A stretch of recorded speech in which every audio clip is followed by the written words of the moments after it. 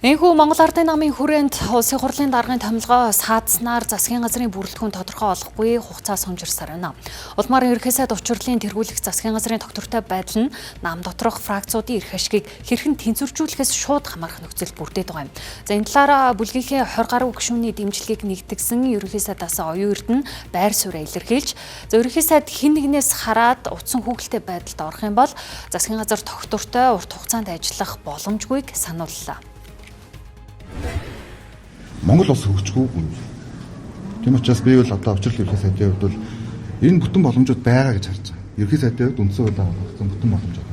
Яаж балансаа хангах уу? Яаж уртцлах уу? Яаж асуудлаа шийдэх үү? Гагцгүй намын дараах ерөнхий сайдын хинтээж үл хуваалцах өөрийнх нь бүрэх.